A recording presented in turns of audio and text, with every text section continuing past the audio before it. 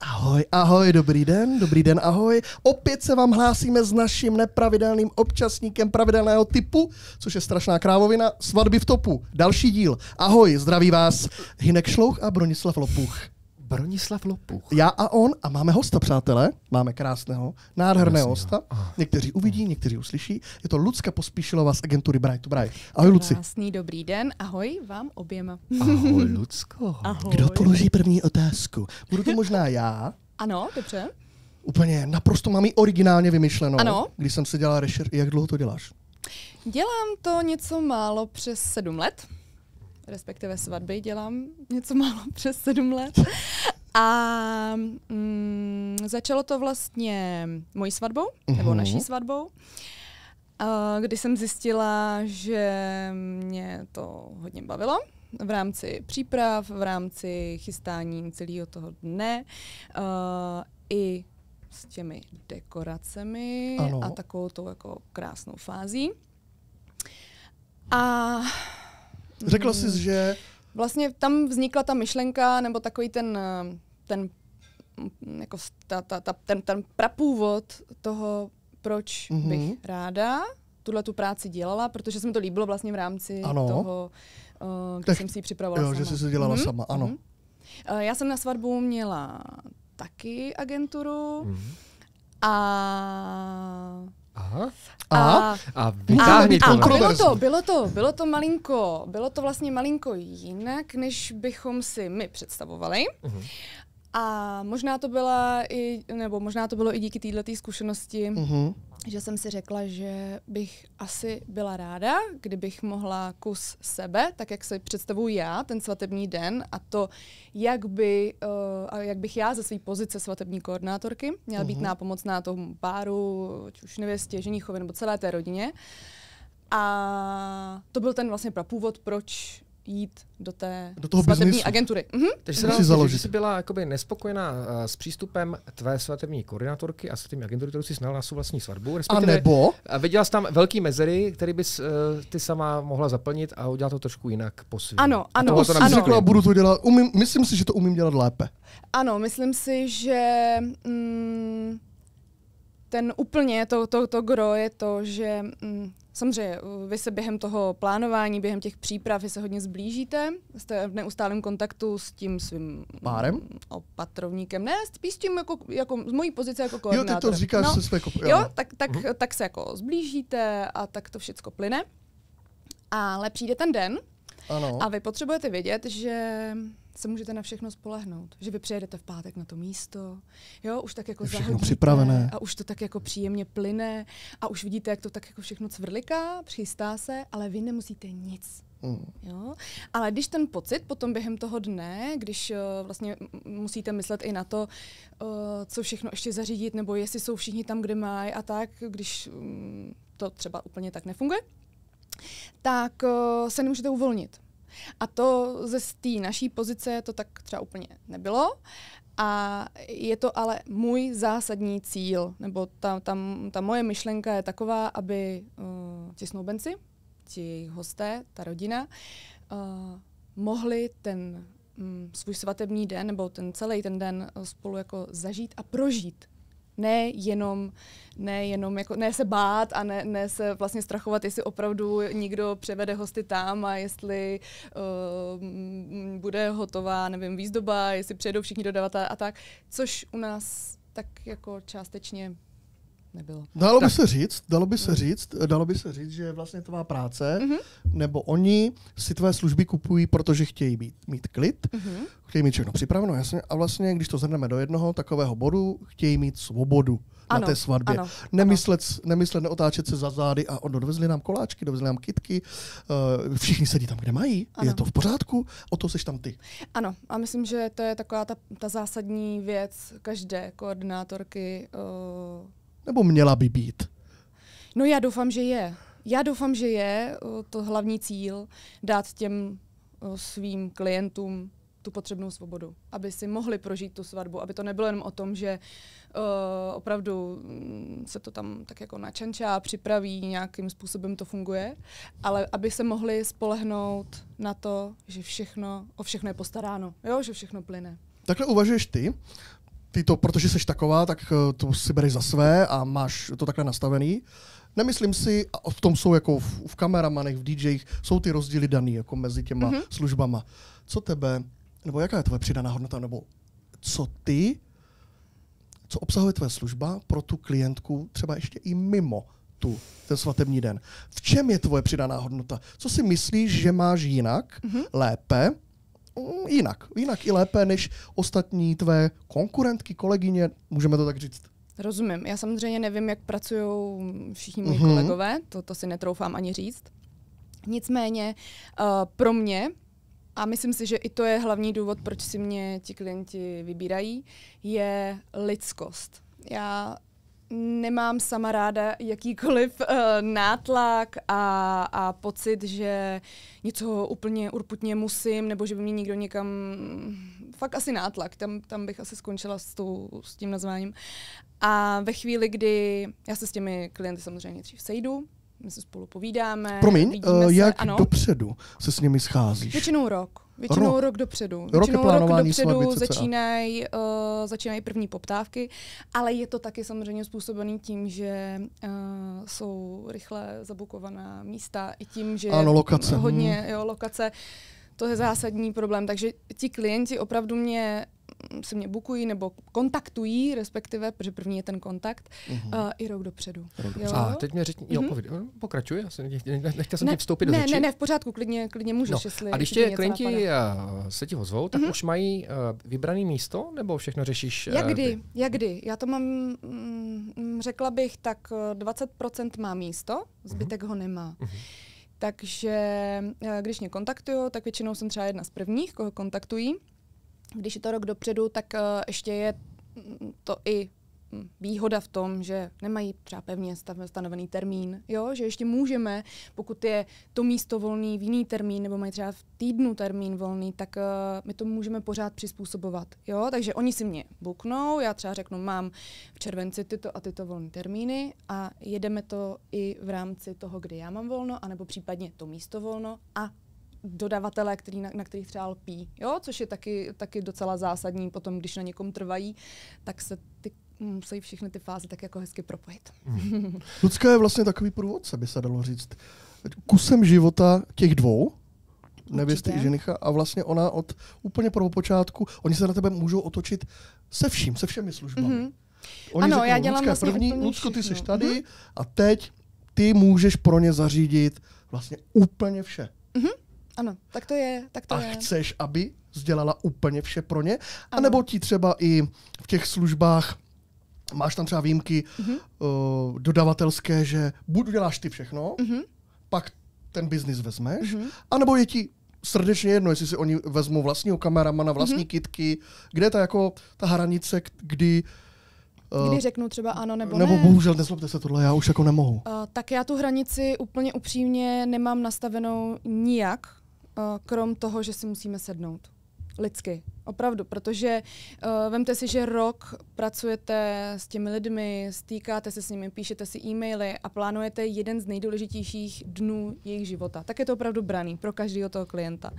A já přeci ze své pozice můžu doporučit dodavatele, se kterými spolupracuju, který vím, že na ně je spolek, že jsou na nějaké úrovni, ale nemůžu jim to přikázat. Jo? Je to o tom, že moje práce potom je i taková, že ve chvíli, kdy oni si vyberou dodavatele, který třeba není v mém portfoliu, který nabízím v rámci doporučení, tak je to o tom, že já za něj nemohu zodpovídat, nicméně dělám všechno pro to, aby jsme se propojili navzájem ve smyslu toho svatebního dne. Jo? Takže přijede na svatbu, ví, za kým jde, zavoláme si, pošlem si e-mail, máme nějakým způsobem propojení, ví, co se bude dít. Jo? Je tam strašně za mě i důležitá tady ta fáze toho propojení.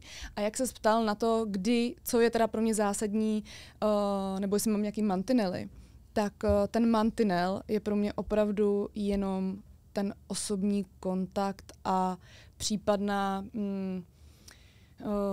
jako, že si už třeba si poznáme, že si úplně nesednem. Jo, to je prostě bohužel jsem se musela tady tím i poznamenat, jo? Nebo trošku mě tady to i poznamenalo, protože já jsem od přírody takový důvěryhodný blbec s prominutím.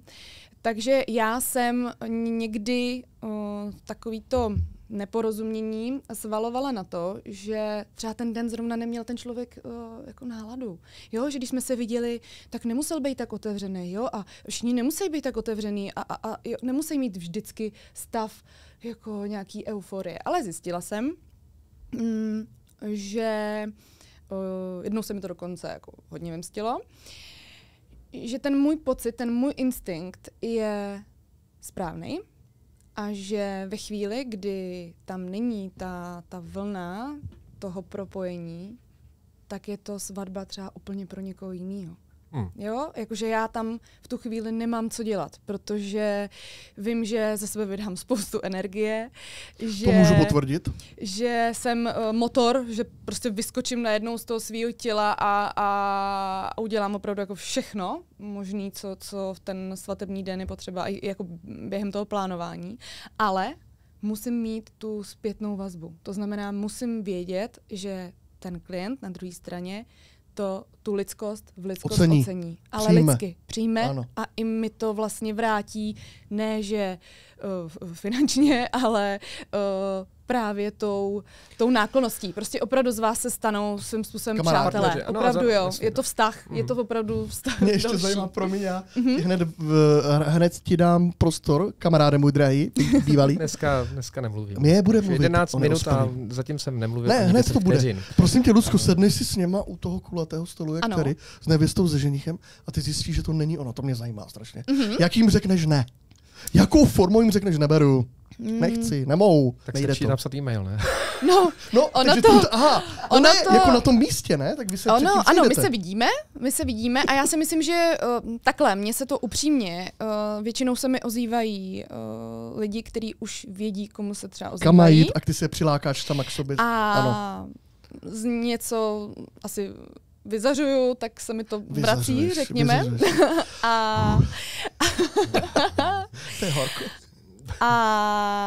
Takže se mi to tak často nestává. A stalo se mi to třeba 3krát z těch všech svadeb. A opravdu je to o tom, že myslím si, že obě strany v ten moment, kdy se to děje, cítíme, že ne.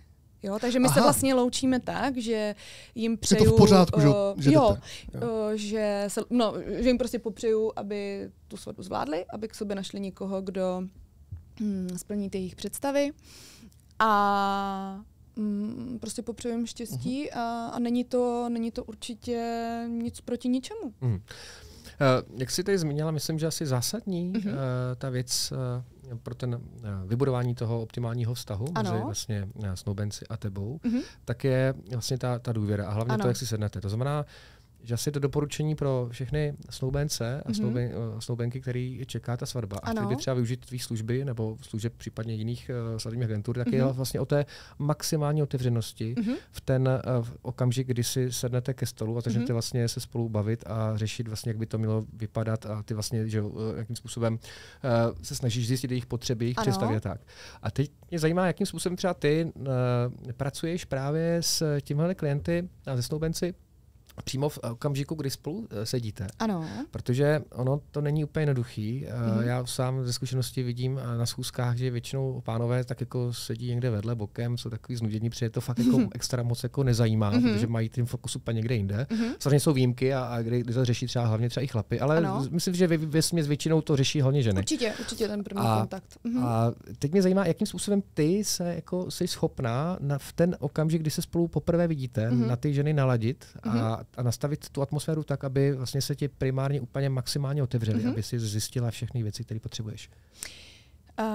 Tak já si myslím, že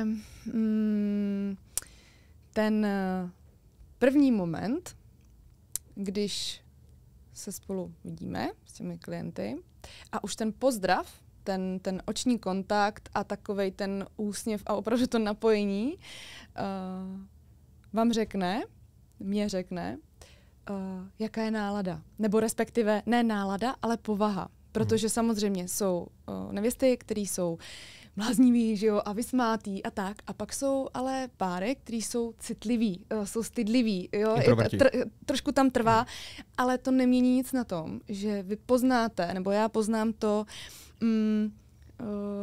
jak s nima pracovat. Že prostě musím zpomalit, že nemůžu být jo, že ty otázky s někým musíte opravdu bod po bodu, tak jak je to naplánovaný jet, ale je to ta empatie. Je to asi ta empatie, která mě opravdu dovoluje se na ty lidi takhle se s nimi propojit. No. Takže prostě propojení na ten první moment. No. Jo, protože každý z nás má nějaký, samozřejmě nějak se vyjadřuje, vyznačuje a ukáže to skoro hned na té první schůzce. Jo? Prosím tě, Lucinko, kolik máš takových propojení za rok? S tebou nebo se mnou? Se mnou ne, musíme teda říct, přátelé, že my s Luckou jsme dlouholetí přátelé. Ano. Osobní, velcí, rodinní. Ano, můžeš. Takže jenom, abyste věděli, ale těch propojení s těmi klienty, jinými slovy, kolik máš klientů. Máš strop, to můžeš rozvést, jestli máš i strop, počet, za který už jako nejdeš. Myslíš na počet svadeb? Počet svadeb. Tak já mám určitě strop, protože samozřejmě mám rodinu, mám 2 děti, takže pro mě je podstatný to, aby nejenom abych já jako máma byla spokojená v rámci svojí práce a pozice, ale potřebuji i to, aby mě měli doma, abych mohla být i máma. A takže mám strop 15 svadeb za sezónu, s tím, že každá ta svatba je jinak náročná, každá svatba mě zabere třeba jiný čas. A takže 15 svadeb mám za sebe tak jako opravdu ten strop. A jdeš na doporučení většinou? A nebo proto něco děláš, abys měla 15 svadeb? Co proto vlastně já jdu děláš, na doporučení hodně. Tím, že už ty svatby, opravdu je to, příští rok jedu 8. sezónu, tak už je to takový, že samozřejmě se setkávám i s páry, který jsem já oddávala na svatbách. A s čímž je spojená ta druhá část, a to jsou klienti, kteří byli hosty na svatbě, kterou já jsem koordinovala. Ano, a to musím říct, že je pro mě strašně, vlastně taková ta odměna za to, že ocenili, že se jim líbí to, jak pracuju a oni už vědí, do čeho jdou. Jo? Takže to souvisí i s tou otázkou, jak já vím, jak na ně, nebo jo, jak je to propojení, jak spolu mluvíme a tak. Protože oni většinou nás znají a když neznají, tak se prostě propojíme během těch schůzek a tak jako se oťukáváme. Já musím říct, že taky s tebou mám spoustu zkušeností, že jsem spoustu svadeb s tebou, tady byly naprosto dokonalý. A zároveň to byla i klientela trošku jako i z jiných jako koutů vesmíru. Tím mám na mysli, že taky. To byly i celebritky, nebo třeba letos jsme zažili spolu jednu svatbu pro fotbalistu. Nebudeme jmenovat, ale že, i na té svatbě byla spousta fotbalistů světové úrovně, českých reprezentantů, k tomu tam třeba vystupovali Miraj. Ano. A zajímá mě, jak tak tam jsem taky nebyl. No nebyl, no. A víš, že jsi tam ani nechyběl? Ne, chyběl strašně moc. Ale... Ne, promiň, to byla taková podpásovka. Vlastně dnešní podcast je skoro poslední epizoda. Last chapter. No, zajímá mě právě, jakým způsobem ty pracuješ tady s tohletou klientelou, kde ty nároky jsou mnohonásobně možná i vyšší, třeba ne, já se můžu se plést. Povídej. Já bych jenom chtěla říct, že fotbalová svatba neznamená, že ty lidi musí být nějak namyšlení, nebo že by to není pejorativní. Jako vůbec. Řekneš fotbalista má svatbu, tak ta představa těch lidí může být různá. Já teda musím říct, že samozřejmě je rozdíl v budgetu, je rozdíl v tom, co si třeba některé ty svatby, teď nemyslím zrovna už jenom fotbalové svatby celkově, ale rozděluje se to vždycky podle budgetu. Ale já se asi ze své podstaty necítím na to, abych odmítala klienty nebo snoubence, který třeba nemají budget, já nevím, 500 000, 1 000 000, a proto, abych já pro ně nebyla zajímavá. To ne. Ve chvíli, kdy oni jsou ochotní za moje služby zaplatit a sedneme si, tak mě v podstatě jedno, kdo to je. Jako z jakých poměrů v vozovkách pochází. Jo? Fakt je to o tom propojení. Jasně. Jo, několikrát už jsem to řekla. Tak a co se týká složitosti nebo náročnosti klientů, tak já to mám občas i ráda, když je takhle někdo náročný a potřebuje opravdu... Lucinko, mohla bys mi tady podrbat za uchem. Já jsem čekal, že to přijde. Masáž středního ucha. ucha. Tam bude explicit u toho. Mohla bys mě, Lucinko, malinko tady promasírovat levou půlku mé zadnice, cítím se trošku nervózní před nástupem k tomu oltáři. Máš i takové požadavky? Ne. Já udělám téměř vše na té svatbě. Já natočím téměř vše. Ty odhraješ téměř vše. Ale musím říct jednu věc, jako vážně, když sleduju tvou práci, tak z tebe čiší neuvěřitelná energie. A jako ty to máš fakt v sobě, že se usmíváš, jsi přirozená a není cítit z tebe to, že to je hraný. No, protože někdo má takový ten klasický pracovní poker face, že se takový usmívá, ale cítíš, no třeba a když se usmívám vždycky na tebe, tak si myslím, že jsi úžasný. Tak no, my jsme úžasní, my to o sobě v každém díle si to sdělíme. Ne.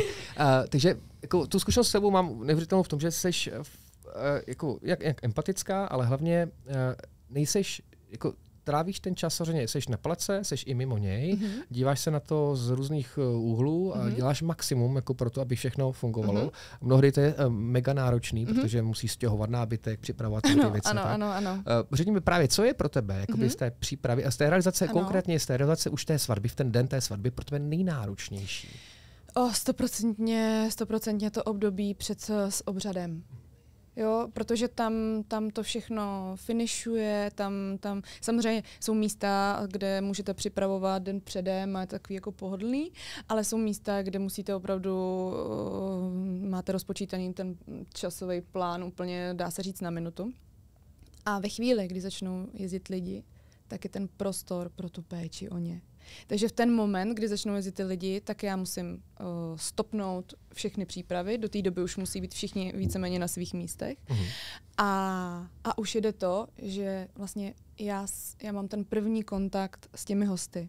Jo? A ten první kontakt s těmi hosty utváří celkovou náladu té svatby v rámci toho, že třeba spousta lidí má do dneška zvláštní pocit, když řeknete, já budu mít koordinátorku na svatbě. Ježišmarja, to mě bude někdo buzerovat a hlavně maminky, že? A tak. To zvládnu i já. Ano. A vy v ten moment, což je docela dobrý point teďkon v rámci té mojí práce, ty maminky jsou jako první, kterým vy musíte ukázat, že je to jako v pořádku. Ne, ale uklidnit je. Ne dokazovat, jakože bychom si nějak měřili sílu. To ne. Ale vlastně tou prací nebo tím přístupem jim jako tomu, vysvětlit, že všechno v pořádku. A jo, jasně, můžeme využít vás nějakým způsobem, když budete něco potřebovat a tak, jako tu maminku, jo že je tam takovej, ne, že ho bude zaměstnám, ale ty židličky seber. Ale oni potřebují opravdu být součástí svatby těch jejich dětí. Jo, je to absolutně přirozená jako věc. Logická, absolutně. A vy tím prvním kontaktem, druhým kontaktem i třetím kontaktem jste najednou se jako probořujou ty ledy a ten ostych a ta obava a tak a ona vlastně vidí, jak my tam běháme, tady to nosíme, tamhle to děláme a jak ta nevěsta sedí, ona se češe, ona si může sednout a teď vlastně ocení to, že ona fakt jako může si to jako užít, tu svatbu, jo? Že nemá nic na starosti, pokud vyloženě nechce tam něco jako do toho přidat. Teď mě pověz. Já jsem si chtěl taky zeptat. Schválně, jestli to máme podobné.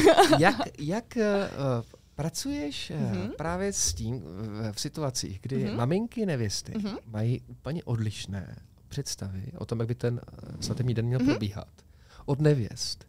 Jo, jako věřím tomu, že i tam se můžou jako najít a občas se objeví určitý konflikty, kdy každý má úplně jiné představy a teď jako většinou ty rodiče, co by jsou donátoři většinou té svatby a zasponzorují, takže se cítí být dá se říct legitimovaní tím, že si můžou dovolit říct, to jak to má vypadat a co se má tam udělat. A přitom ta nevěsta to má úplně jinak. Tak jak pak s tím pracuješ? Dávají ti to třeba sežrat? Ne, vůbec. Nestalo se ti, že máma ti to jako... se mi nestalo nikdy. Ne? Opravdu to je jenom o tom, že vy cítíte, když třeba ti rodiče přijedou. A chci říct, že to samozřejmě není jenom o nevěstách. Jo, je to samozřejmě to nevěsta ženich ve všem. I v té schůzce, jo, jakože mluvíte první kontakt s tou nevěstou, ale já je beru jako celek. Takže my neřešíme jenom to, co chce ta nevěsta, ale řeší se to, co oni oba, co je pro ně typický. Takže ve chvíli, kdy teda jsou takovýhle nějaký niance, že třeba nevěsta přijde, no a maminka by, že jo, chtěla tohle a ten nástup musí být takovej a on musí mít tohle, tak se snažíme najít kompromis v něčem z toho dne, abychom to přizpůsobili tomu, jak ti rodičové by to třeba chtěli. To znamená, jasně, ve chvíli, kdy nevěsta se rozhodne mít barevné šaty a nevěsta jí řekne, no ale teď tradice je mít je bílé, tak vlastně se snažíme najít ten kompromis mezi tím, aby pochopila, že ty šaty si vybírá nevěsta, protože to je jako zase to z jejího nitra, to, že si vybrala takovýhle šaty, ale zároveň to propojíme s něčím tradičním, tak aby ta nevěsta, teda aby ta maminka, aby maminka si řekla, jo, super, tak paráda. Asi třeba někdy nějaké mamince rohypnul, třeba rukav do čaje, nebo takhle. Nebo napřímo. Jako... Takhle, já přímo ne, ale nezaručuju, jestli si ho nikdy nepřivezli sami. Matko, si za vlasy vezmeš tu lepku, takhle to tam nasypej. To je hrozný. Ale tohle bych tam nechal, přátelé. Ať ty mámy to ví. No a co tátové? Jaké máš zkušenosti s tatíky? Já si myslím, že tatínci tě milujou. Velmi nervózní. A milujou Lucku. Nevím, jestli mě milujou, ale... Lucinko, jsem nervózní. Ale už běžím. Bývají opravdu jako hodně nervózní. Tím, že když mají tu roli víc tu nevěstu, tak samozřejmě před tím obřadem, jak jsem říkala, jak je to náročný, že je to nejnáročnější část, tak i pro ně, protože já to s nima projdu jim, kde budou stát, jak půjdou, aby přesně všechno věděli. Ale ten den, ten zmatek, ta zodpovědnost vlastně odvíct tam to svoje dítě k tomu oltáři, tak oni úplně všechno zapomenou. Jo, takže oni tak, jak standardně samozřejmě víte, jo, teď jako vám to připadá logický v ten moment, když se to děje, když jim to říkám, ale ve chvíli, kdy přijde ta chvíle, kdy jako se otevřou ty dveře a je tam ta jeho dcera, tak v tu chvíli zapomínáme úplně všechno. Takže za mě jsou nervóznější a vím to, tak jim tam většinou necháváme k ruce někoho od nás, aby jim jako pomohli, aby vlastně nemuseli ani oni v ten moment na nic myslet, jenom to chytnout tu svoji dceru a odvízt jí k oltáři. Cítíš se být i psycholožkou? Kromě své služby koordinačně, co jsme řekli, jsi jako i trošku vlastně psycholožka. Já jsem trošku psycholožka, trošku psychopatka. Trošku víc. Psychopatka. Psychopatická psycholožka, to chceš mi na svatbě. Já musím teda říct, že my jsme loni v září měli svatbu soukromou vlastně s Karolínkou, s mou manželkou a požádali jsme Lucku, aby na té svatbě byla, aby nám to tam ošéfovala. A musím teda říct, že teď přijde brutální feedback, jo? Konečně přijde hodnocení služeb. Bright to Bright. Aby to nebylo furt 5 hvězdiček. Se ztratila z obrazu. Aby to nebylo furt 5 hvězdiček, pojďme dát i 2. Ne. Přesně to, co jsi říkal. A ty jsi mluvil o tom, jaká je ta energie té Lucky a co oni z ní vyzařuje. Ty lidi ji vlastně milují a chtějí milovat, protože ona je tak otevřená, tak lidská, tak autentická. Ty jsi velmi autentický člověk. Ty si nehraješ na Lucku Bright to Bright 2 nebo 3 nebo tak. A takže jenom abych se vrátil k té naší svatbě, my jsme byli vlastně šťastní, vyklidnění a vděční za to, že jsi tam s náma byla. A tam bylo ještě blbý to, že ty jsi tam vlastně jakoby pracoval a my jsme chtěli tě vytáhnout z té práce. Jako Lucko, pojď mezi náma, což se podařilo asi až na trsačku v noci. Ne, já jsem si vaši svatbu užila. Já jsem vlastně vaši svatbu nevnímala i jako z pozice koordinátora. Ale jako rodinou? Ale dalo by jako se říct? Vlastně, kdyby moje ségra nebo někdo z rodiny, sestřenice, jo, měl svatbu, a já jenom dohlížela na to, aby třeba, hele, už začíná obřad, jo, tam vlastně na té vaší svatbě byl obrovský benefit to, že se nemuselo řešit čas. Jo? I tím, jak jste měli Vláďu, jo? A tak všecko to bylo takový jako uvolněnější, že to nebylo na vteřiny. Jo? Že samozřejmě, když potom obřad s matrikou, nebo i tak, když je církevní svatba, ale je to hodně na čas, všecko je to knopový, tak je to stres. Tohle bylo o tom, že Karolínka se připravovala, o něco málo se to třeba protáhlo, ale vlastně nebyl stres, nebylo to žádný pnutí. Jo? Takže já jsem to spíš brala z pozice toho, že jsem vás chtěla jako odvízt tomu oltáři, aby vaši rodičové věděli, kde sedí, co a jak, ale brala jsem to z pozice ne jakože pracovní, ale že vám vlastně pomáháme. Jo? Takhle jsme to vlastně s Honzikem měli během celého toho. To je to motto, nebo to je ten point lidský. Já pomáhám. To si dej jako hashtag. Ona pomáhá. Já si pamatuju, Dominik Hašek dělal PR svému Smarty nápoji a on řekl, on chrání. Takže tohle, hashtag ona pomáhá. Ale to je jako úplně přesný. Ty pomáháš lidem, ty jim pomáháš ke štěstí. To je krásný. To si myslím, že to tak je. To je krásně řečeno. To je fakt moc hezký. Je to. Po obřadě následuje hostina, většinou před hostinou jsou proslovy, které jsou, ještě si myslím, pro spoustu hostů, hlavně svědků a hlavně tatínků, nevěst, hodně vypjatý, protože tam vyplavou všechny emoce ven. Tak pomáháš nějakým způsobem tady tatínkům z proslovy, nebo jen třeba hožereš předtím? Když za mnou přijdou a zeptají se třeba, jak by to měl mít formát, nebo kdy a jak a co, a pak přesně v rámci mikrofonu, třeba, protože ne každej, včetně mě, má ten mikrofon rád, nebo se s ním cítí být kamarád, tak ráda poradím, pomůžu, samozřejmě to není problém, ale musím teda říct, že většinou oni tím, že si na tom pracujou a není to nic jako krátkodobýho, že by zrovna tak a teď rychle, ale takže oni vlastně nepotřebují s tím pomoct. Oni potřebují jenom říct tak a teď je to vaše slovo a můžete tak jako jim to všecko od srdce říct. Takže to je jediný moment, kdy potřebují moji pomoc, abych jim řekla kdy. Ale vesměs si to zvládají tady ty věci sami. Já třeba z vlastní zkušenosti vždycky po těch proslovech přijdu za tím řečník. Já pochválím je ještě k tomu. Protože ty odebíráš ten mikrofon. Přesně tak. Vlastně. Dej to sem, dál. ne, ale hlavně já pak cítím, že jako ty proslovy jsou fakt jedny taky z další, jako hodně zásadní na té svatbě. A potom, když cítí a slyší ti řečníci tu chválu, tak jsou mnohem jako už vyklidnější. A přitom tohle by potřebovali udělat jako předem. Na začátku. Ne, tak samozřejmě já, když vlastně začíná hostina, tak já dopředu vím, kdo bude mít proslov. Většinou jdu za těmi, kdo ten proslov mají mít. A zeptám se, jako, kdo chce začít, aby třeba na sebe navázali, nebo tak, aby jako věděli, co se bude dít. Celkově i to je uklidní trošku, musím říct. A ve chvíli, kdy ten proslov skončí a oni za mnou třeba většinou svědci za mnou přijdou, jakože já jsem byla nervózní, tak je tam ten kontakt jako jo, teď super, bylo to krásný a hlavně já většinou odcházím, protože je to moment, kdy brečím, protože to je pro mě taková ta jako další fáze té svatby, obřad, a pak je takový ten jako to pozvání od těch svědků nebo těch rodičů k tomu poznat ty snoubence zase jako z jejich pohledu. A pokračuje potom ten svatební den dál. Jo, je to takový jako důležitý moment a často samozřejmě jsou lidi nervózní, ani nechtějí ty proslovy, ale když už je, tak je to úplně emočně jinak. Já jsem zažil Lucku na svatbě před 4-5 lety, kdy v součástí proslovu bylo poděkování Lucce. Nevím, jak často se ti to stává, ty jsi to tam samozřejmě nedala, protože jsi emotivní, energická, o tom jsme si říkali, nedala jsi to.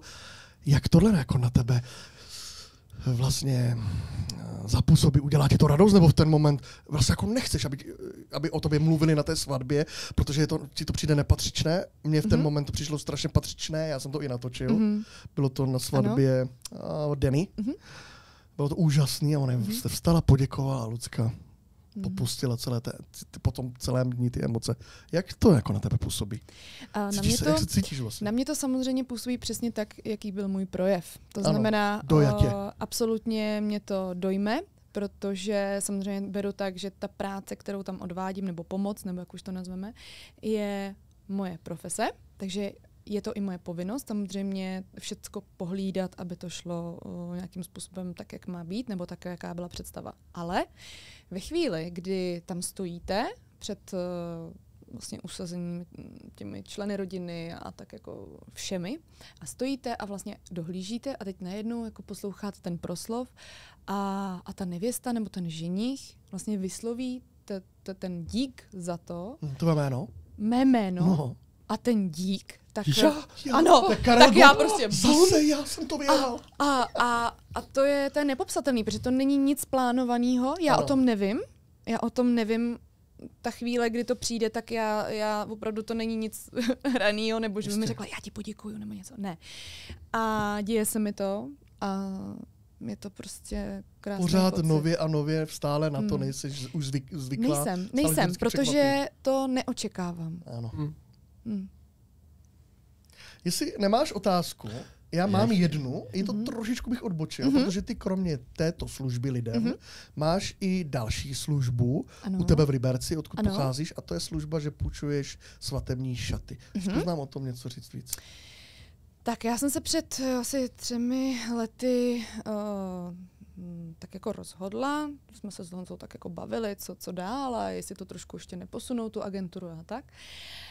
A chtěla jsem jít touhle cestou, protože ten prapůvod můj i v rámci těch dekorací, i ty svatby, že původně to bylo takový, že jsem si říkala, to je super, to jako nazdobit a tak. A čím díl jsem to dělala, nebo když už jsem to začala dělat, tak jsem vlastně zjistila, že to není jenom o těch dekoracích, ale že to je hlavně o tom, o těch lidech a jaká bude ta nálada na té svatbě. Jo, tak jakože, a teď jsem se dostávala od toho, že to čančání a to hezký a teď jako design a jo, a teď tak se mi to promílalo i v rámci mojí školy a tak jako všechno. A našla jsem to poslání. No ale ty šaty byla taková moje jako skrytý nějaký jako sen, řekněme, kdy já jsem si furt říkala, ty šaty, to by se jako to je takový hezký, jo, s tou agenturou, to by bylo fajn vlastně mít pro ty nevěsty, ještě i službu jako půjčení šatů, jo, že by nemuseli jezdit tam a tam a tam, ale mohli by to mít přímo u mě. Takže oni ke mně přijdou na schůzku, můžou se podívat, co tam mám za šaty, protože to je i součást vlastně mojí jako kanceláře, takže se tam můžou podívat a navodí jim to tu atmosféru už jako svatební, jo. Ale není to samozřejmě jako povinný říci, tak a teď tady mám Lucku a musím mít šaty. Ne, je to zase pouze a jenom takový ten ta prvotní moje myšlenka, jak by to mohlo fungovat. Jo?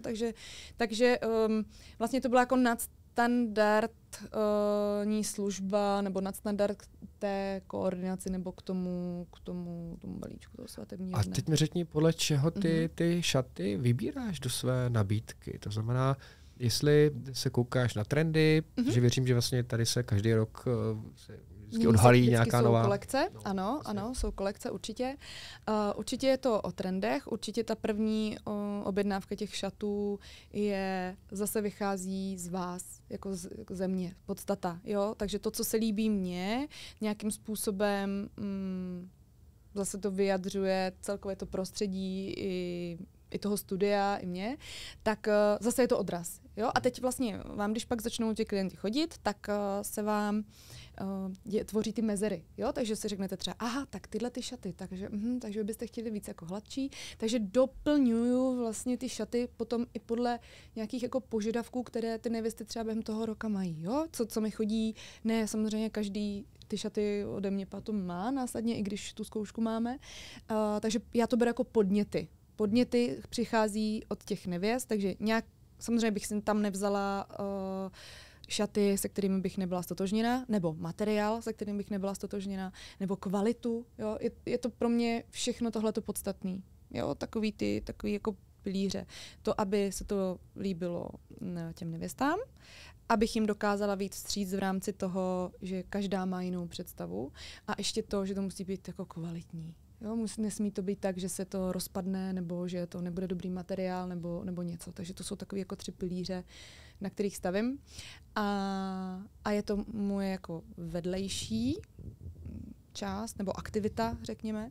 Takže je to takový, zase si s těma holkama popovídáte úplně jinak. Jo? Zase jste v té úplně v jiný pozici a to mě na tom zase psychologicky, jak se s ním ptal na tu psychologii, tak to mě na tom psychologicky baví, protože já většině z nich samozřejmě svatbu, to, co teď chodí ke mně holky, tak já jim svatbu nekoordinuju, ani nepřipravuju, ale vlastně tím zase spolu povídáme a teď já zase ze své pozice jim můžu poskytnout i nějakou radu, jo, protože se to tak jako propojuje hezky a zase je to jako jiný pohled.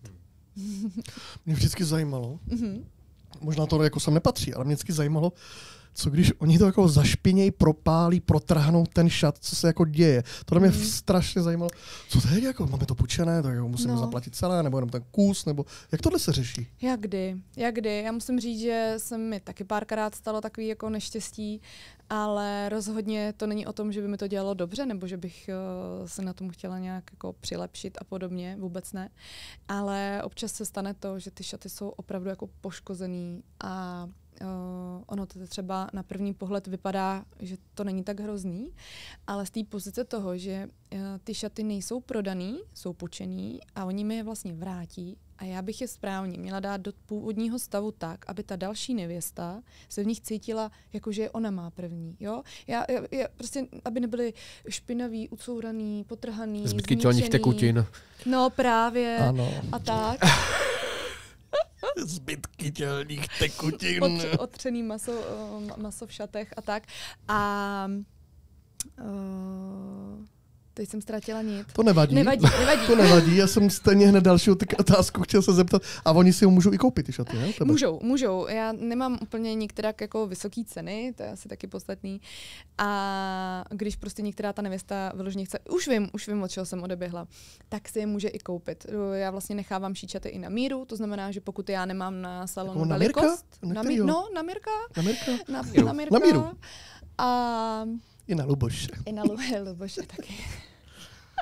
Šiješ šaty na míru. Takže na míru a v rámci toho půjčení zničením. Bavili jsme se o to, když se stane to, že opravdu to zničí. Takže tím, že já mám zodpovědnost vlastně k těm dalším nevěstám, který taky chtějí mít ty šaty hezký a ne, takže řeknu, já musela vystřihnout 4 vrstvy tylu a oni jsou teď průhledný, ale to přece nevadí. Ale to nebude vadit u toho obřadu. Jo, takže... Až to bude farář.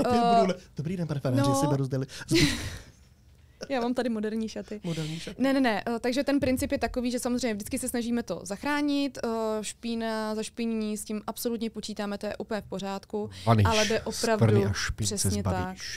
Dost často se stává na svatbách, že jakmile se jdou třeba po hostině nebo manžele vyfotit, tak část hostů se jde třeba ubytovat na pokoje a někteří třeba hosté si tam ideálně nejraději převlečou do nějakých pohodlnějších kostýmů, respektive spíš nějakých oblečení. Myslím tím hlavně chlapy, protože ženy potřebují vypadat fakt pořád hezky, takže si fakt potrpí na těch kostýmcích a šatech a lodičkách, ale u chlapů je to něco jiného. Chtějí mít prostě to pohodlí, to znamená, že občas tam někdo třeba přijde v džínech, v teplákách a v žabkách. To se přeháním samozřejmě, ale a někdy ne. Zajímá mě, jak se na to ty díváš, tváříš, že si máš nějaké doporučení i pro nevěsty, jaký oni mají očekávání od toho. Myslím si, že tohle téma je rozdělené na několik táborů. Záleží na typu svatby, stylu svatby, a myslím si, že taky na prezentaci té svatby od těch snoubenců, té rodině, potažmo kamarádů. Takže nemyslím si, že na svatbu je úplně ideální, pokud samozřejmě měli jsme svatbu, která byla v krásném kempu, bylo to fakt skvělá atmosféra. Musím říct, že jedna z nejhezčích svadeb, co jsem asi kdy dělala. Nejosobnějších. A kde jsme my dva nebyli? Kde jste vy dva nebyli? Zase. Ono to bylo u nás na severu. Zase jsem tam pokračuji. A tam vlastně na to odpoledne, nebo respektive večer. Na ten večer. Tam na ten večer už jako bylo povolený to, že si budou chlapi vzít normálně kraťasy nebo džíny a tak. Je to úplně jiný princip svatby. Ale na standardní typ svatby si já za mě myslím, že určitě nepatří na převlečení nějaký trička, který se nosí standardně maskáče. Někam na zahradu, maskáče, kapsáče, cokoliv takového. Pojďme si říct, že je to speciální událost. Jasně, i když večer je party a už člověk jako ztrácí některé zábrany, tak neznamená, že to musí vypadat, že je na rockovém koncertě nebo punkovém koncertu. No, jo, já si pořád myslím, že by tam měla být nějaká hrana, co jo a co ne. Dobře, ono se dá samozřejmě. Kluci si můžou vzít kraťasy, ale nevezmou si maskáčový kraťasy, kapsáčový kraťasy, kostkatý kraťasy, ale vyberou si něco úplně jako decentního, jo? Takže bude jim pohodlně, vezmou si k tomu rozepnutou košili nebo tričko, bílý, polo, ale strašně záleží na uvolněnosti té svatby. A pak jsou svatby, kde je absolutně nežádoucí se převlíkat do krátkých kalhot, nebo že by tam měli že se třeba nepřeje ta nevěsta. Jo? Stalo se mi to, že třeba nevěsty přání opravdu bylo, aby vydrželi ti hosté co nejdýl v té elegantní náladě. Oni opravdu, to byla jejich myšlenka a bylo to vlastně hrozně hezký, že ty lidi byli až téměř do konce hezký, když to řeknu. Jo? Byli upravený, nebylo to ale nebylo to moc, jo? Bylo to takový jako čistý, jo? Řekněme, nebo říkám do určitý fáze, ne úplně až do konce, ale vydrželi to, dali to, protože ta nevěsta, což možná je přesně to doporučení, že když posíláte svatební oznámení, tak těm hostům dá další informace. My na ty informace většinou píšeme, pokud je to žádoucí, tak jaký dress code mají mít, a v případě toho, že se chtějí cítit pohodlně, tak co si vzít. Jo, jakože třeba je nasměruješ malinko tím, i jaká ta nálada nebo jaký styl té svatby bude. Jo? A my tam kolikrát píšeme, prosím, nechte si své oblíbené trička a kraťasy, které nosíte standardně doma, a vemte si něco třeba, co vám ten den udělá speciální. Jo? A většinou párkrát se to stalo, že někdo opravdu to úplně mu to vlastně bylo jedno, ale myslím, že se to už jako lepší, no. Celkově si myslím, doufám, že to bude brzo. Jo, tak vždycky asi záleží samozřejmě na tom konceptu té svatby, 100%. Od těch novomanželů, jak to mají představy, a podle toho já jsem třeba zažil jednu svatbu v Oněticích, a kde to fakt bylo všechno úplně maňána, rodinná svatba, všichni spali i ve stanech a bylo to vlastně úplně jedno a vlastně nikomu to ani nevadilo. Jaký z toho udělal, jaký to prostě má, ale je potřeba to respektovat ze strany hostů, tak aby hosté věděli, že tady je potřeba se přizpůsobit. Když na tu svatbu jsou pozvaný, tak musím respektovat nějaký mantinely, který mi po mně žádají hostitelé, co by jenom... Protože samozřejmě ve většině případech těm klientům nebo těm snoubencům jde o to, aby ten den si s nimi ty lidi užili. Oni, když plánují ten svatební den, tak je fakt jako zvláštní, nebo není to zvláštní, je to hrozně hezký, ale zároveň ten den pořád se říká, ten den je o vás dvou. Ale samozřejmě oni, když ten den svůj plánujou, měli jsme to tak i my, budou to mít snad vždycky všichni takhle, když plánují svatbu, že nám šlo o to, aby ti lidi, co tam byli, si to jako užili, aby jim nic nechybělo, aby měli nějaký jako vzpomínky, aby to bylo fajn. Ale v závěru vlastně zjistíte, že řešíte víceméně ty hosty a ani ne tak sebe. Jo, že je to taková jako... Ale je to hezký. Říkám, není to nic jako špatného, ale může to samozřejmě potom být upozadění. Ty jsi mi nahrála na další otázku, kterou s oblibou tady špekujeme, je to naše oblíbené téma s Leošem. A to je jako aktivita hostů. Ano. Protože hosté jsou pozvaní na svatbu, a já to tak vnímám s Leošem, že vlastně ten host, který přijde na tu svatbu, tak vlastně by měl ctít určitá pravidla. Možná to je z naší strany trošku fašisticky podaný, ale jde o to, že je potřeba, já chápu, že ne každý je extrovert. Jo? Někdo je introvert, někdo si najde tu svou pohodlnou zónu a komfortní zónu na baru, někdo tady někde u stolu a někdo venku třeba a tak. Ale jestli vnímáš a jakým způsobem třeba pracuješ, nebo jak by si sama tohle téma trošku rozvedla v tom smyslu, jestli cítíš a vnímáš, že hosté tam jdou za těmi novomanželi, jsou tam pro ně, chtějí třeba pro ně nějaký překvápko a skutečně jako se aktivizují ve prospěch a vlastně na počest té lásky. Ano. A v kolika případech se tohleto odehrává a v kolika případech spíš ne? Jestli můžeš jako říct, si většinou to je tak nebo onak? No, já ani nevím, jak bych jako procentuálně, nebo jak bych řekla, kolik jo a kolik ne. Většinou je to o tom, že se snaží ti snoubenci pro ty hosty připravit ten program nějakým způsobem, což ale zase je malinko problém v tom, že občas ti hosté jako se nechtějí zúčastňovat. Jo? Takže teď nemyslím, netýká se to třeba jenom svatebních kvízů v rámci tebe jako DJ, třeba když spolu jsme na svatbách, tak tam jsou nějaké aktivity, ale vždycky je fajn, když třeba svědci nebo kamarádi něco spunktujou. Jo, je to přidaná hodnota, lidi se smějou, lidi brečej, záleží samozřejmě, jak je to intenzivní, ale kolikrát tam je takový, co trošku potom ti vadí, když to plánuješ a vidíš, jak to ty lidi prožívají, jak to ty snoubenci jako a tohle a ať tamhle to mají a tak. A teď vlastně vy to těm hostům jdete odprezentovat nějakým způsobem, že přijdete a řeknete, víte, oni pro vás mají teda překvapení, myslíte, že byste mohli teď jít se mnou, tady jenom na chvilinku, je to na 15 minut, nějak vás to jako nezdrží, pojďte se mnou tady, já nevím, na nějaký místo a za chvilku to začne. Což se mi teda stalo letos a musím říct, že to pro mě bylo docela nepříjemný z pozice toho, že přesně já jsem jako spřátelím s těmi snoubenci a potom tady řeknu, tak pojďte prosím, teď o 4 hodin bude teda vystoupení, tak pojďte si tady sednout. To bude zase nějaký, nevím, kouzelník, jo? A teď já, no to ne, tak pojďte, jako ještě nevíte, že jo, pojďte tady dovnitř a tak a oni to připravovali, tak pojďte tam, já si tady jako dopiju a přijdu. Jo, a to je takový třeba jako... řekla, že čeká stripterské vystoupení maminky nevěsty, třeba by tam přišli. Já nevím, možná to můžu pro příští sezónu vyzkoušet. Prostě nezájem, no. Jo, že je tam takové jako a já nechci. A já zase v ten svatební den samozřejmě vždycky těm hostům říkám, aby to, teda hostům, pardon, těm snoubencům říkám, aby to nepřehnali s tím programem, protože ty lidi většinou se na těch svatbách chtějí i bavit mezi sebou. Rozumíte, jo? Že to většinou tak jako chce plynout a pak třeba něčemu osvěžit nebo něco přidat a tak, ale takový ten kolikrát i přehnaný program je to vadí, že jim furt někdo něco říká a tak a není to vždycky žádaný nebo vítaný.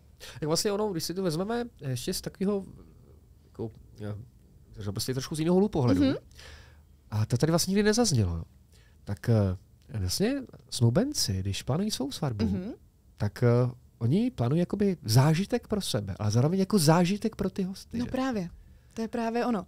A kolikrát jsou tak strašně nervózní, ne z toho, že vlastně půjdou k tomu oltáři a tam si předají sliby, jo, a bude to takový ten jejich moment, ale z toho, aby všichni měli všeho dostatek. Proto říkám, že je to hezký, že takhle jako smýšlejí vůči svý rodině, vůči svým kamarádům, ale zároveň je to obrovsky svazuje. Jo? Že u některých těch párů opravdu je to o tom, že jsou v takovém jako tlaku, aby třeba i byli jako spokojení, aby jim pak něco neřekli jako zpátky, no, nebo jo, je to takový, občas, samozřejmě není to pořád, ale když už se to děje, tak je to takový... Jestli to můžu vstoupit, za mě jako fakt rada všem snoubencům, tohle to skutečně neřešte, protože vy nedokážete pojmout a zachytit všechny potřeby a všechna veškerá očekávání vašich hostů od vaší svatby. Takže hlavně, jak si to dějete za mě, jako určitě, ty jsi to měla taky podle sebe, když jsi ty vdávala, tak jsi to udělala podle sebe. Ano. To tak. A to je ten klíč, kterým se řídím já. Jo? Takže proto i jak se třeba ptal, jak maminky, jak reagujou a tak všechno je to o tom, nebo jak se přizpůsobit tomu, aby ta rodina byla v pohodě s tím, co chtějí ty snoubenci, tak všechno je to o tom, že ta svatba je odraz těch snoubenců a tak by to měli chápat i ti hosté. Jo? Že vy přijdete na svatbu, ale jdete tam protože to jsou vaši přátelé, je to vaše rodina, vy jim to přejete, v tom lepším případě, jo, je to ten lepší případ, a chcete si to s nima užít. A vlastně není lepší jim jinak poděkovat, než to s nima prožívat a vcítit se s nima do toho svatebního dne. A ne jít proti ním a dělat vlastně, že se vás to netýká, že to je jejich svatba. Všichni jsme její součástí. Ano. A kvůli tomu oni vás pozvou, proto má to nějaký důvod. Vždycky si vás tam pozvou z nějakého důvodu, ať už přesně jste rodina nebo přítel, ale chtějí vás tam. Sakra, mám se zmolíkal. Tak je fajn. si na něm mít nějakým způsobem. Ještě poslední a pak ji už nechám slovo. Promiň, ještě jedna věc, mě strašně zajímá. Máš nějaký klíč k propojení těch dvou rodin, těch dvou táborů hostů, který tam přijdou? Víš ze své zkušenosti, co třeba nejvíc zabírá, nebo dokážeš? Je to těžká otázka. Co nejvíc, ano. Co nejvíc. Ono hrozně záleží, jak moc se ty rodiny znají. Protože když se znají předtím, vědí, co od sebe očekávat. Řekněme, že se neznají vůbec. Že se neznají vůbec. Tak to se mi stalo teď. To se mi stalo teď v listopadu na jedné svatbě, kdy se rodiče, ale zase to bylo způsobené tím, že každý je z jiné země. A rodiče se viděli poprvé až na té svatbě. Jo, ale já musím říct, že ono to je většinou přirozený. Já teda většinou jsme třeba tam jako po ruce, kdyby bylo něco potřeba a tak, ale když to procházíme ten den, protože my si ho víceméně tak jako vždycky zrekapitulujeme předtím, než ta svatba je s tou nevěstou a s tím ženichem, tak se dostaneme k těm bodům, na který jim záleží. A tady ten bod takový byl, ale zároveň vy to jako připravíte, ale v ten moment to vyplyne třeba úplně jinak. Vůbec to nemusí být tak, jak vy jste se domluvili úplně původně a ono se to stane. Jo, ono to nějakým způsobem se propojit. Takže propojit, určitě si myslím, že je fajn, když se můžou ty rodiny potkat dřív. Občas jsme dělali to, že jsme dělali předsvatební večeři, kdy se ty rodiny potkaly. Jo, že se šli na večeři, tam se seznámili, přesně dali si sklenku, popovídali si a ten druhý den už nebyl v takovém tom, v té křeči z toho, no tak jak bude vypadat ta maminka, jo, nebo co bude o mě říkat a naopak, jo, teď ty taťkové to možná tolik neřeší jako ty maminky, jo. Tak třeba kdyby si noc před tou svatbou vyměnili manželky, ty tatínci, tak věřím tomu, že následující den je všechno naprosto umím představit pohodě. Na tom obřadě ty dvě řady, ženichova ahoj na sebe, ahoj, z jedné do druhé řady, čau Miluše. Nebo Božku. Výměna maminek. Ano. Prosím vás, je čas to zakončit. Svou práci děláme srdcem a s obrovskou zodpovědností. Na váš den tak budete vzpomínat s úsměvem na tváři a zřejmým pocitem u srdce po celý život. Chcete-li tak pozvěte Lucku. Naším hostem v podcastu Svatby v topu byla Lucka Pospíšilová a její Bright to Bright a má nějaký název ta tvoje půjčovna, nebo je to také součástí Bright to Bright? Tak vzhledem k tomu, že od pondělí nemám ani Instagram, ani Facebook, ano. Tak moje svatební studio se svatebními šaty bohužel teď nemá žádný název, nebo respektive má název Bright to Bright, ale mám to vlastně pod sebou jako pod agenturou. Na webových stránkách www.brighttobright.cz. Ano, počkej, bride.cz je Instač a bride.cz je můj web. Její web. Jak sofistikované. No, tu pomlčku, takže my ti moc děkujeme, že jsi nás navštívila. Řekni teda, máš plánu nový nějaký nick na profilu Já jsem měla původně Bright to Bright _CZ a teď mám právě bright to bright.cz. Že bright2bright.cz na Instagramu. Jako, chtělo by se říct, tak mám jeden dobře, že se to stalo, máš aspoň ten název lepší než předtím. Nepotrhávám, ale dávám tečku. Krásné. Tak my pevně věříme, že jste se dozvěděli mnoho informací k lepší a úžasnější svatbě, kterou plánujete a můžete si naplánovat z Lucie. Prosím vás, má jich jenom 15 za rok. Ano. To znamená, že se k té vaší svatbě bude, pozor, věnovat s maximální obezřetností. Ano. Protože zase musím ještě říct, promiň, já vím, že bys nejradši skončil, ale musíme, protože tam třeba letos jsem zažil velký jako neduch určitých jiných svatebních agentur, který si toho na sebe vzali strašně moc, protože letošní sezóna byla fakt skutečně enormní, covidová. A některé třeba agentury dělaly až třeba 60 svateb za rok. A já upřímně jsem to viděl na jejich práci. Ano. A bylo to žalostný. Ano. Jo, že vlastně poměr cena výkon, co vlastně potom jako novomanželé od této třeba agentury nebo od některých agentur vlastně získávali, bylo fakt něco jako špatného. Až osobně mě se chtělo brečet a já jsem někdy sám jako zastupoval tu roli té agentury nebo těch třeba číšníků personálu, protože to bylo strašný. Takže dámy a pánové, snoubenci, snoubenkyně, výborná zásadní informace je ta, že Lucka si dává záležet a proto toho nebere tolik, ale chce, aby to vaše svatba byla naprosto do puntíku jedinečná. Ano, děkuji. Pápa, loučíme se s vámi a on a ona. Mějte se krásně. Ono a my počkej, a vy. Ono, Joko? Joko Aleno. a Luciana Pospíšilová. Tak se mějte krásně. Ahoj. Děkuji za poslech. Děkuji taky.